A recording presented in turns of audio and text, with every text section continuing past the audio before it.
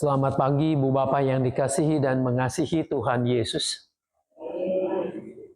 Salam sejahtera buat kita semua. Ibu Bapak yang dikasihi Tuhan, apakah ketika mendengarkan berita Injil pada hari ini, kita tidak bertanya-tanya lagi, langsung melakukannya? Jikalau seorang datang kepadaku dan ia tidak membenci ayahnya, ibunya, istrinya, anak-anaknya, saudara-saudaranya laki-laki atau perempuan, bahkan nyawanya sendiri, ia tidak dapat menjadi muridku. Apakah ucapan Yesus ini tidak ada yang kita pertanyakan? Ya memang harus begitu. Saudara, ketika pertama kali saya membaca ayat-ayat ini rangkaian dari ayat-ayat sebelumnya, buat saya sendiri menjadi sebuah pertanyaan besar. Apakah Yesus mengajarkan untuk membenci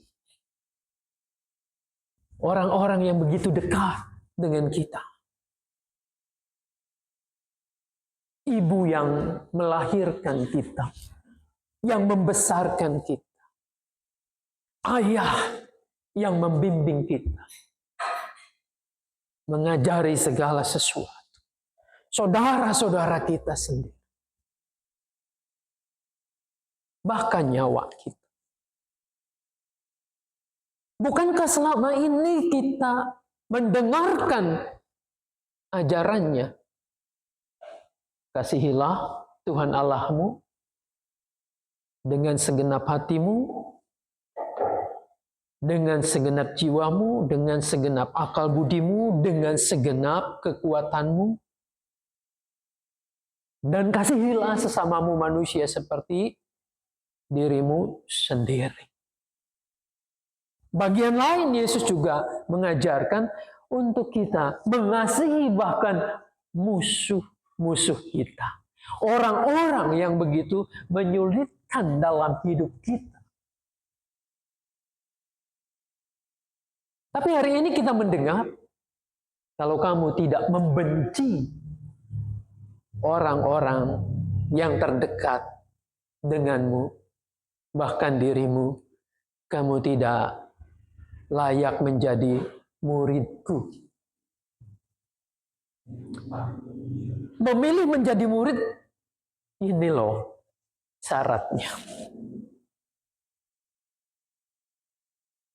Yesus tidak menjanjikan sesuatu yang mudah, sesuatu yang gampang.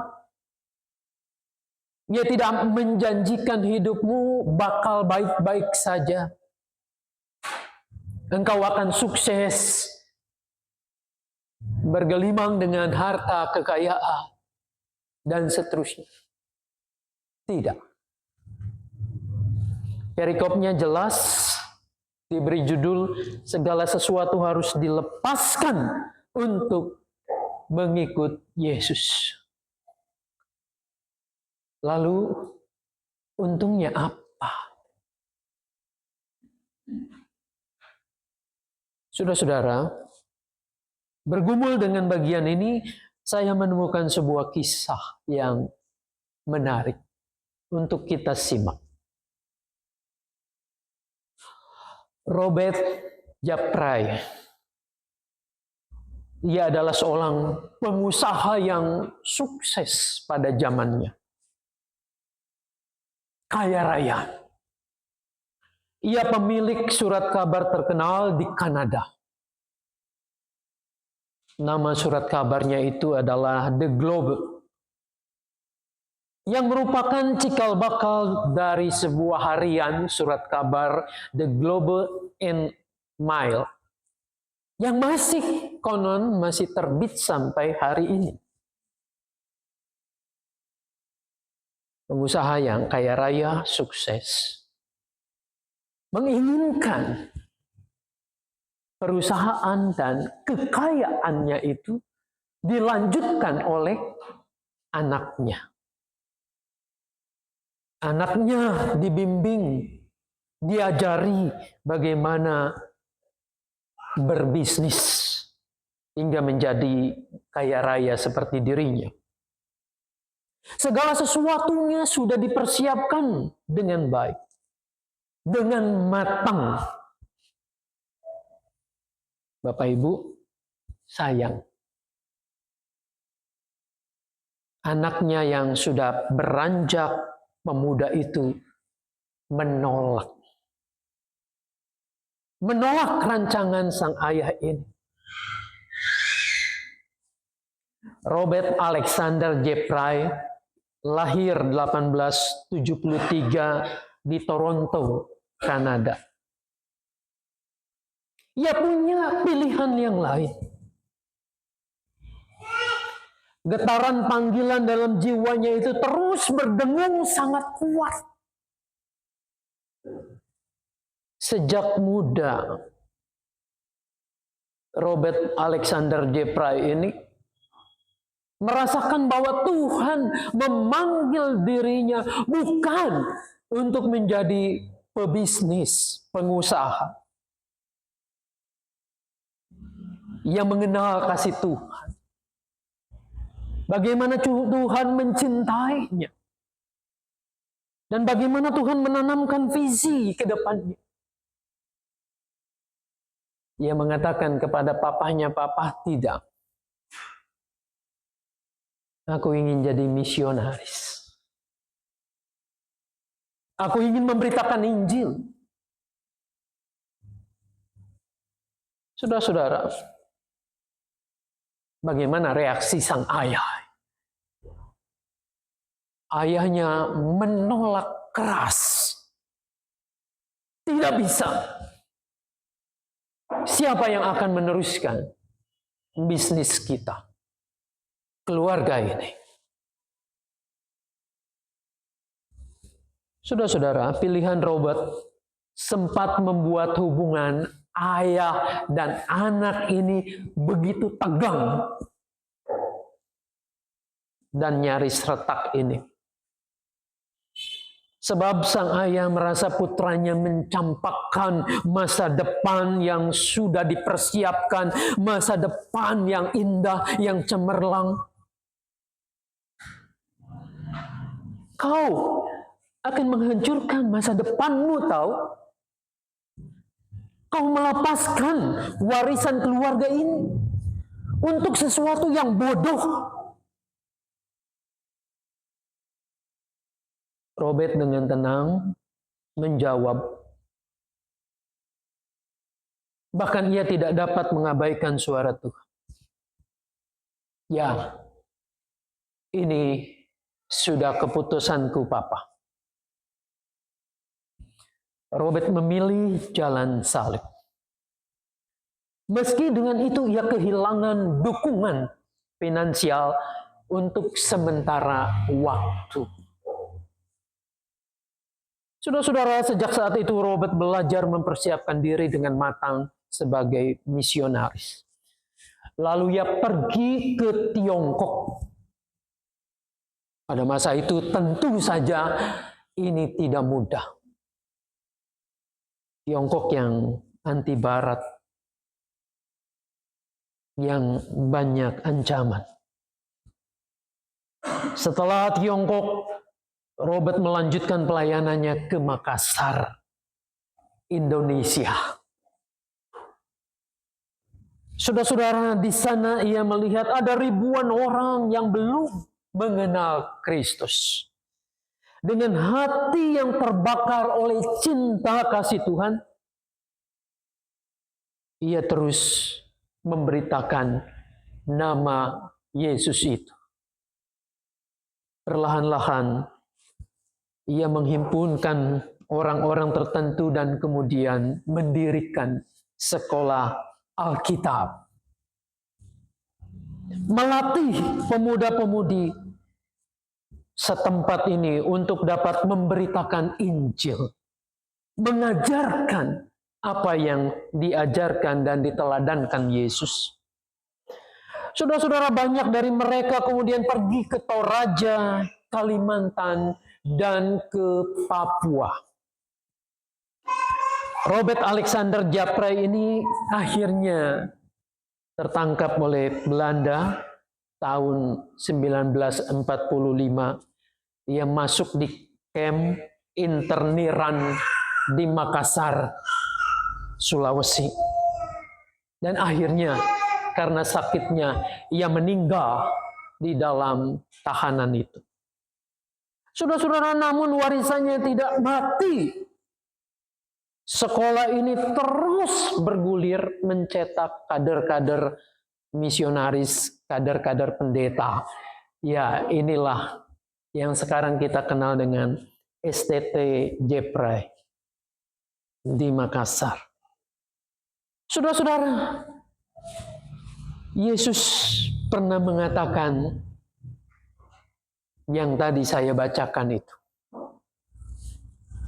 Jikalau seorang datang kepadaku, ia tidak membenci ayahnya, ibunya, istrinya, anak-anaknya, saudara-saudaranya laki-laki atau perempuan, bahkan nyawanya sendiri, ia tidak layak menjadi muridku. Sepintas ajaran ini aneh.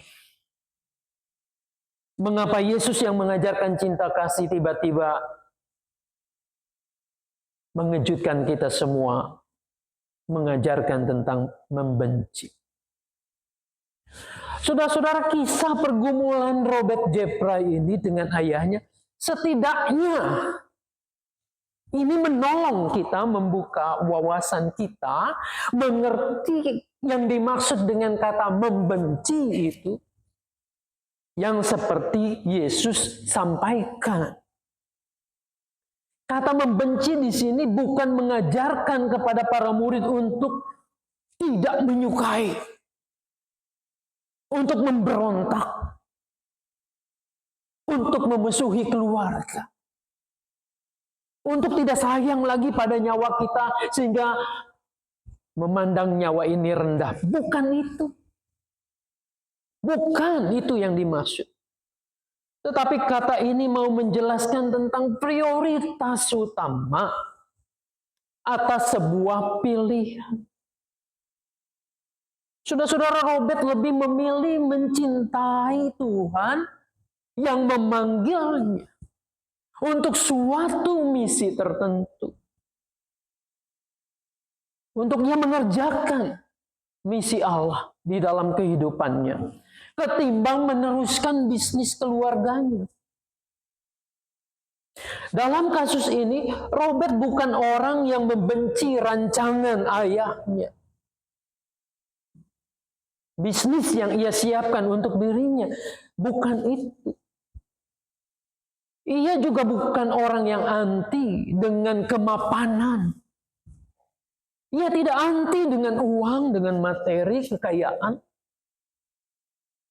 Namun, bisa jadi atas pilihannya itu orang lain melihat ada pertentangan, ada permusuhan. Orang lain melihat, kok dia seperti membenci ayahnya. Bukan itu sebenarnya. Tetapi ada prioritas yang ia utamakan. Pergi untuk menanggapi apa yang Tuhan rancangkan untuk dirinya. Saudara-saudara, jangan salah kaprah ketika kita membaca ini. Ada orang kemudian memusuhi bapaknya, memusuhi ibunya, saudaranya. Nggak apa-apa, firman Tuhan juga mengatakan begitu. Padahal dia tidak meresapi dengan baik, dengan sungguh-sungguh. Berangkat dari kekaguman yang sama, seseorang ini bisa memutuskan untuk menjadi pengikut, followers, atau menjadi murid yang sungguh-sungguh murid sejati. Saudara-saudara, kita baca Injil hari ini dalam perjalanannya. Disebutkan di sana, ayat 25, pada suatu kali banyak orang berduyun-duyun mengikut Yesus dalam perjalanannya. Mau kemana sih Yesus? Kan kalau dalam perjalanan ada titik berangkat dan tujuan. Di tengah-tengahnya jalan. Mau kemana? Saudara-saudara, dalam Injil Lukas hendak diceritakan bahwa perjalanan yang dimaksud adalah Nazaret, dia menuju ke Yerusalem. Yerusalem buat apa sih?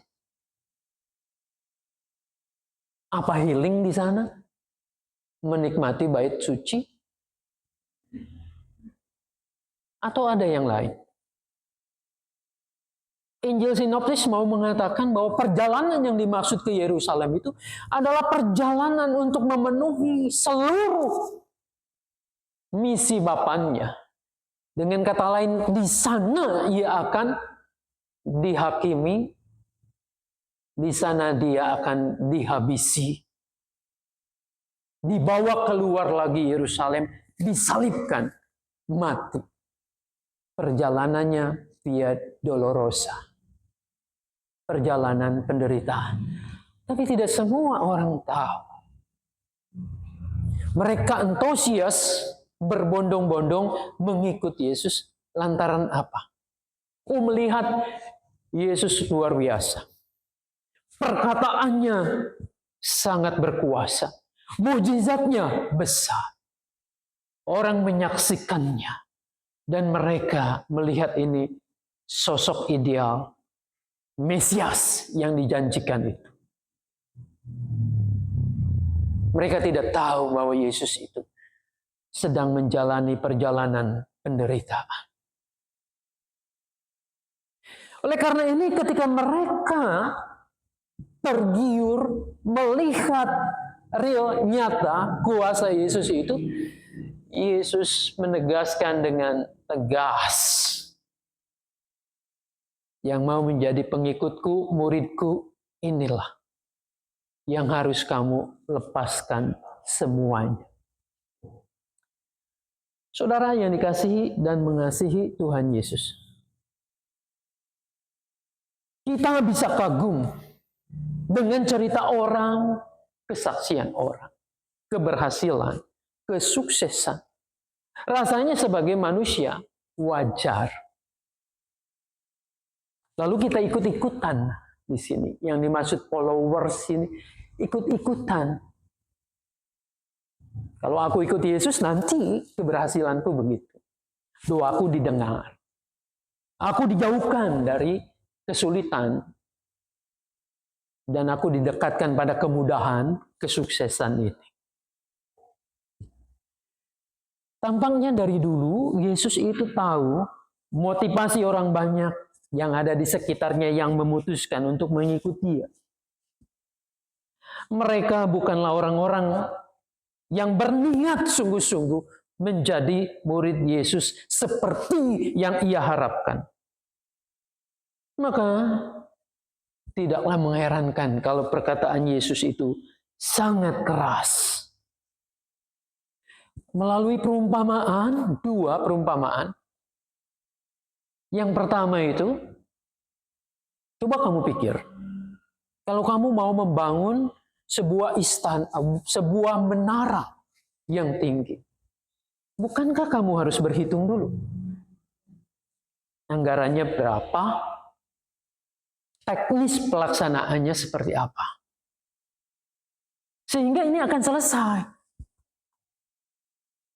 Sebab kalau tidak dipikirkan dengan baik, dirancangkan dengan baik, kamu membangun asal-asalan, lalu tidak selesai dan orang lain akan mentertawakan kamu. Saudara-saudara, banyak nih orang-orang Kristen yang seperti ini. Menggebu-gebu ikut Yesus. Ingin merasakan kasih-Nya, keberhasilan hidupnya. Dia bersaksi di sana-sini. Tidak salah bersaksi. tapi harus lengkap. Ketika bersaksi di sana sini, ia memuji memuliakan Tuhan. Ini kan sama seperti membangun menara agar orang lain melihat kesaksiannya, mendengarkannya. Tapi kalau itu hanya setengah saja, tidak selesai, maka orang akan mentertawakanmu. Banyak orang Kristen bersaksi, hari ini bersaksi seperti ini. Kasih Tuhan membuatnya menjadi pejabat, menjadi sukses dalam usaha. Tapi ketika diterpa oleh godaan, godaan itu tidak selalu penderitaan. Kenyamanan dunia ini, ia jatuh. Apa kata orang? Bukankah orang lain mentertawakannya? Dulu kamu bersaksi begitu indah. Kamu mau berjuang. Kamu mau mengikuti teladan Yesus. Belum apa-apa dikasih kenikmatan sendiri, tertangkap jadi koruptor. Orang akan tertawa. Orang akan mencemooh. Ini perumpamaan pertama. Perumpamaan yang kedua, Yesus mengatakan, atau raja manakah yang tidak akan berhitung dulu ketika akan diserang oleh raja lain? Apakah dengan 10.000 orang tentaranya bisa menghadapi musuhnya itu? Oh, kalau tidak, ya sudah, milih jalan damai aja. Apa syarat-syaratnya? Kehidupan orang Kristen itu pertempuran sepanjang hari. Antara keinginan roh dengan keinginan daging. Kita harus berhitung dengan cermat. Supaya kita tidak dikalahkan oleh kuasa jahat itu. Saudara-saudara, dengan dua perumpamaan inilah Yesus mengingatkan kembali akan keseriusan orang-orang yang hendak dan berniat mengikuti Dia. Seorang murid, kata Yunani untuk murid ini adalah matetes, tidak hanya ia mengikuti secara fisik, fisiknya ada ikut dia, tetapi ia harus menjadi murid yang belajar, mateteo, matetes, mateteo. Dia harus bersedia untuk belajar. Bagaimana mungkin kalau mau jadi murid tidak belajar? Ia tidak bisa mengerti, memahami. Saya melihat kalau kisah-kisah film silat Mandarin itu ya, bagaimana orang mau menjadi murid itu, mau diterima saja. Itu syaratnya berat sekali. Tempaan yang diberikan oleh sang guru itu sangat luar biasa. Berkeringat sampai menangis, mungkin sampai berdarah-darah. Sehingga dari kata matetes yang harus menjalani mateteo, itu kemudian akan menghasilkan seorang yang pembelajar yang disebut mimesis. Mimesis. Yaitu mimesis apa artinya? Meniru sang guru. Maka ada teolog yang mengatakan bahwa murid Yesus itu imitasi dari Kristus. Imitasi barang KW memang konotasinya jelek. Tetapi kalau kita imitasi dari Kristus, cerminan dari apa yang Yesus kerjakan, lakukan, maka ini adalah sesuatu yang baik. Menghadirkan Kristus pada zaman sekarang melalui pribadi kita. Ada proses seperti itu. Pembelajaran itu dari murid ini yang mengikuti sang guru teladannya. Saya nggak bosan berkali-kali mengatakan murid itu ada di belakang gurunya. Guru itu digugu, ditiru. Digugu apa yang menjadi ajarannya. Diresapi. Ditiru apa yang menjadi teladannya. Murid ada di belakang ketika jalan. Seorang murid ini harus bersedia, dibentuk sehingga mengalami apa yang namanya perubahan. Apa yang berubah dalam diri kita ketika menjadi murid Yesus? Kalau dulu mungkin orang menyinggung kita dengan kata-kata yang menyakitkan, lalu kita simpan dalam hati. Kita pendam, rasanya sakit hati sekali. Apalagi kalau ketemu dia itu, rasanya pengen rames itu mulutnya. Itu dulu. Tapi bagaimana sekarang ketika berjumpa dengan Yesus? Kita jadi muridnya. Dibentuk, diproses. Seharusnya yang terjadi tidak ada lagi yang seperti ini. Aku akan tersenyum menyambutnya sebagai teman. Karena Yesusku mengajari hal yang demikian. Proses pembentukan itu tidak mudah, menyakitkan, iya. Tetapi itulah yang harus dilakukan oleh seorang murid. Maka perkataan Yesus ini keras dan pedas. Saudara yang dikasihi dan mengasihi Tuhan Yesus, sedangkan follower apa yang dilakukan? Ikut saja dengan euforia. Ketika ada kesulitan, maka yang terjadi adalah mudah meninggalkan. Ketika berhadapan dengan kesulitan, kita akan selalu mengatakan, ya roh kan penurut, tapi daging itu kan lemah. Saya ini masih hidup di dalam dunia ini. Ya kebanyakan orang begitu, ya saya begitu. Ini yang Yesus tidak mau. Murid yang kayak begini. Saudara-saudara, murid itu harus mengalami transformasi. Nah, saya melihat transformasi ini terdapat dalam diri Robert Alexander Jeffrey yang tadi saya ceritakan itu. Ia meneladani Kristus. Mau menempuh jalan sengsara. Jalan yang susah. Konflik dengan sang ayah tidak membuatnya benar-benar itu harus ayahnya dimusuhi, dibenci, tidak. Tetapi ia jadikan ini amunisi. Pilihanku menjadi murid Yesus tidak akan mengecewakan ayah. Tidak akan mengecewakan ibu. Aku akan berjuang bekerja dengan sebaik-baiknya. Ia berjuang dengan misinya itu. Dan saudara-saudara, apa yang terjadi? Belakangan hubungan ia dengan sang ayah. Sang ayah perlahan-lahan melihat, membaca tulisan-tulisan jurnalnya dari anaknya ini. Lalu kemudian selanjutnya hati sang ayah terbuka. Dan dengan diam-diam ia juga memberikan dukungan finansial. Perlahan-lahan sang ayah menjadi bangga dengan anaknya ini. Ternyata visinya luar biasa, betul. Dia tertangkap dan akhirnya meninggal di camp itu. Tapi ia mewariskan kehidupan sampai hari ini. Sekolah teologinya terus berjalan.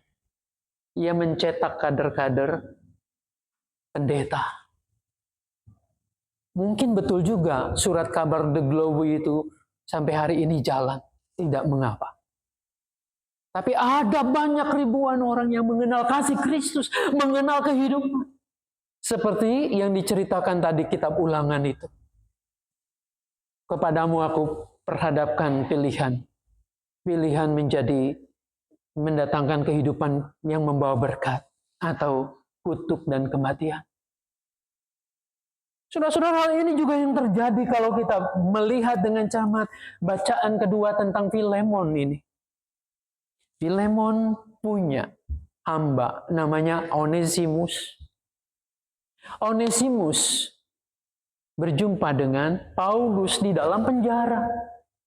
Sebelumnya Filemon juga berjumpa dengan Paulus menjadi muridnya. Disitulah terjadi rekonsiliasi. Tidak ada lagi perhambaan. Paulus memintanya dengan kesadaran. Tidak lagi ada perhambaan antara Filemon dengan Onesimus. Di dalam Tuhan equal satu derajat itu. Bayangkan pada masa itu. Saudara-saudara, ada sesuatu yang berubah menjadi murid itu. Nah, buat kita hari ini apanya yang berubah? Jangan-jangan kita hanya follower saja, ikut-ikutan saja. Sama seperti ikut-ikutan orang follower di media yang mudah dibelokkan ke sana ke sini. Mumpung masih ada waktu. Tuhan masih memberikan kita napas kehidupan. Perbaikilah. Evaluasi apa yang salah ketika aku menjadi murid Yesus. Lalu tata ulang. Meskipun itu awalnya tidak nyaman. Tetapi percayalah bahwa di ujungnya nanti itu kehidupan yang kekal itu Tuhan sediakan. Bukan hanya untuk Anda.